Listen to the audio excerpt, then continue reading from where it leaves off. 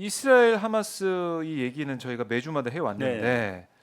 오늘 보니까 이스라엘군이 이 하마스의 주요 거점으로 지목을 해왔던 가자지구 네. 최대 병원 알시파 병원에 전차와 군인 수십 명을 투입해서 소탕과 수색전을 벌이고 있다라는 예. 이 속보가 들어오고 있습니다.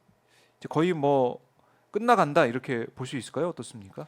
그러니까 제가 이제 지상전을 소설의 5단계 계속 비교하지 않았습니까? 네. 그 이제 전쟁이 시작하고 그랬을 때 이제 계속 공중 폭격을 하고 그리고 이제 부분적으로 그 지상군을 투입해 가지고 요인 암살하고 이러했던 단계가 이제 네. 지상전의 1단계였다면은 그다음에 이제 탱크 진입하고 터널 파괴하고 뭐 이런 요인 암살하고 이게 이제 2단계였고 네. 그 지금은 이제 지상전의 그 3단계로 가고 있는 3단계다. 거죠. 예. 만약 이제 소설의 그 5단계 구성으로 본다면은 네. 지상전에 이제 3단계 그러니까 발달 전개, 거의 지금 위기 이런 상황으로 양쪽이 정면으로 지금 충돌하고 있습니다. 근데 지금 이스라엘이 계속 그 하마스를 공격하고 있는 것에 대해서는 이스라엘 쪽에서 정보 공개를 부분적으로 하고 있습니다. 어느 정도 하고 있는지 잘 모르겠어요. 네. 일단 이스라엘의 그 정보가 소스가 돼가지고 계속 하마스 어디를 공격했다 이렇게 나오고 있지 않습니까? 그런데 이스라엘 군이 또 어마어마한 피해를 입었는지 이런 거에 대해서 이스라엘 측에서 공개를 하고 있지 않아요. 뭐 초반에 뭐 수십 명 사망자 네. 발생했다 이 정도는 그 나온 정도 것 같은데 나왔고. 외신에. 근데 이제 그 저기서 하마스에서 네. 이제 자기들이 그 RPG로 이스라엘 그 가자 지구에 들어온 가자 시대에 들어온 이스라엘 탱크를 공격해서 폭파시키는 그런 화면을 지금 내보내고 있거든요. 근데 그 하마스가 지금 그 이스라엘의 공습과 지상군 투입으로 인해서 하마스 또 쑥대밭이 돼 있고 그리고 통신 시설이라든가 전기 네. 뭐 이런 것들이 완전히 다 차단되고 파괴되어 있는 상태에서 하마스가 그 이스라엘을 자기들이 공격한 거를 정교하고 안전하게 촬영을 해가지고 네. 밖으로 내보내지는 못할 겁니다. 그렇기 때문에 이제 이스라엘의 피해도 상당히 있을 거라고 보고요. 이스라엘이 그거를 공개하지 않는 거는 네. 자국 군인들의 피해가 예상보다도 더 크거나 어쨌든 또 잔혹한 피해를 겪었을 경우에 그랬을 때 이제 이스라엘 내부에서 지금 이스라엘 민심이 지금 하마스를 공격해야 된다는 그 끌어올 대로 끌어올린 그 이스라엘 민심이 지금 네타냐후가 지상전을 본격적으로 진행하는 것을 뒷받침해주고 있습니다. 근데 네. 만약에 이제 이스라엘 병사들이 막 많이 부상당하고 죽고 막 이런 것들이 알려지면 이스라엘 민심이 바뀌거든요. 그렇겠네요. 항상 그랬습니다. 역사적으로 미국이 베트남 전쟁 할 때도 네. 가장 문제가 컸던 거는 결국은 뭐 물론 이제 그 베트남 민족해방전선에 뭐 제 땅굴에서 네. 장기적이고 격렬한 저항도 있었습니다만은 미국 내부에서 반전 여론이 일어났기 때문에 네. 그게 굉장히 큰 베트남 전쟁에서 미국이 발을 뺄 수밖에 없었던 요인을 작용했습니다. 그러니까 그렇게 이제 많은 사람들이 죽어가는 상황을 보면은 이스라엘에서도 지금처럼 네타냐후에 대해서 전폭적으로 지지는 하지 않을 겁니다. 네. 왜냐하면 이스라엘도 다당제이고 이스라엘도 뭐 노동당도 있고요.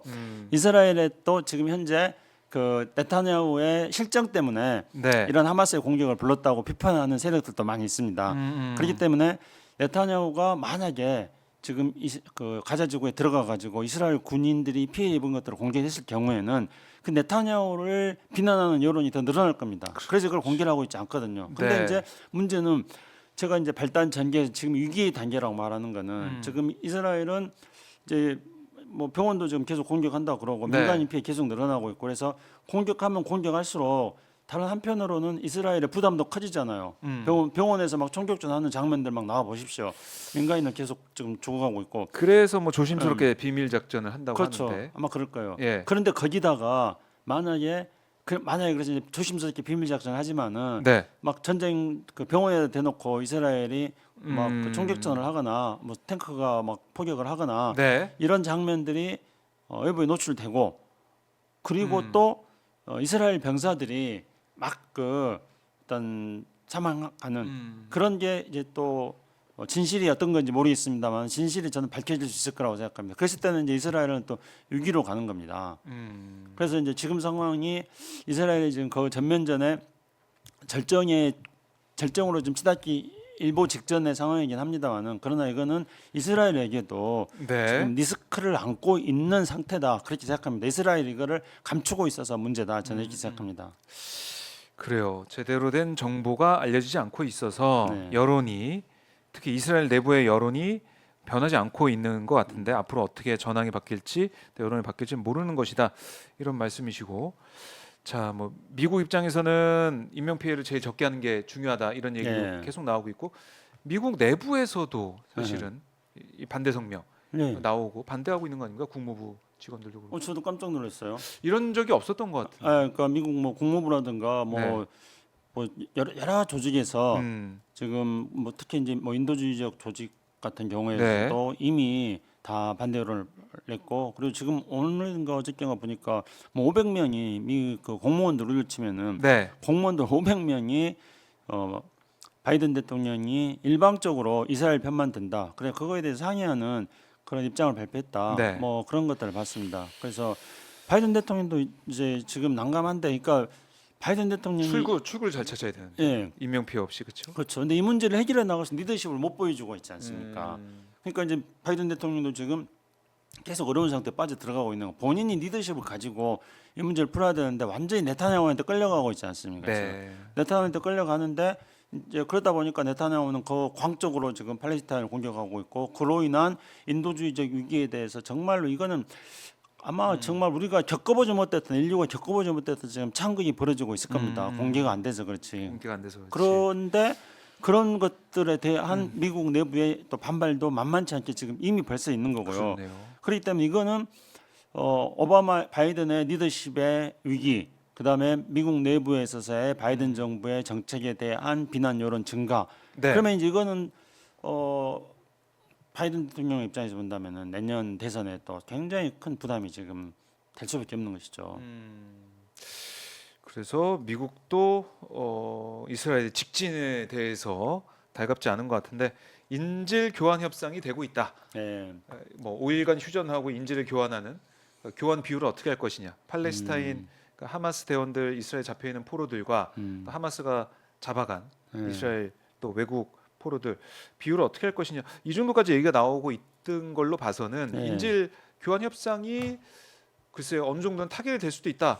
이런 관측할 수 있는 거 아닙니까? 워낙 지금 뭐 인질 협상 문제만 가지고도 지금 네. 며칠 사이에 워낙 이랬다 저랬다는 보도들이 많이 그러니까요. 있습니다. 그래서 저도 뭐 정확하게 지금 인질 협상이 어떻게 진행되고 있는지는 알 수 없는데 네. 원래 이제 이스라엘하고 하마스하고는 늘 그런 방식으로 인질 협상들 했습니다. 그러니까 하마스가 이제 지금 뭐 인질들을 뭐 200명 넘게 네. 이렇게 납치하고, 근데 제가 그거에 대해서 민간인들을 이렇게 납치한 거에 대해서 뭐 굉장히 강력하게 이 시간을 통해서도 하마스를 비판했습니다.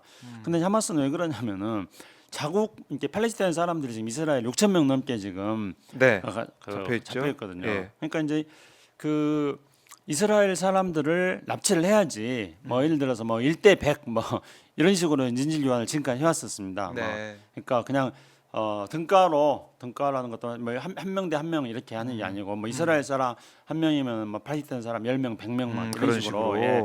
그렇기 때문에 이제 6천 명이나 되는 팔레스타인 사람들이 지금 이스라엘 감옥에 갇혀 있기 때문에 네. 그래서 200명을 납치를 해가지고 인질 교환을 하려고 하마스한테는 그런 의도가 있었죠. 인질 네. 교환 의도가 있었고, 그다음에 이스라엘의 공격을 막는 인간 방패용으로도 또 하마스는 구상하고 있었을 겁니다. 그래서 하마스 의도가 애초에 그렇게 민간인을 인질로 납치해간 이유가 바로 인질 교환하는 데 목적이 있었기 때문에 인질 협상은 전쟁 그 양상과 맞물려 가지고 네. 진행될 거라고 생각합니다. 그런데 만약에 인질 협상이 잘 진행되고 있다 하더라도요, 막 그 병원을 막 폭격을 하고 그래가지고 거기서 민간인 피해자가 막 생기면은 그러면 또 하마스가 그 상황에서 인질 협상을 하려고 그러겠어요? 그러면 또 인질 협상을 하다가도 협상이 또 깨질 겁니다. 네. 그러니까 지금은 살아는 판을 걷고 있는 상황이기 때문에 인질 협상에 대해서 나오는 보도만 액면 그대로 우리가 믿고 그 보도대로 인질 네. 협상이 잘 될 거다 이렇게 볼 수는 없습니다. 전쟁 상황을 하나하나씩 지켜보면서 네. 인질 협상의 최종적인 결과가 나올 때까지 인질 협상 문제에 대해서는 속단하기는 어렵다고 봅니다. 아직 속단할 수는 없다.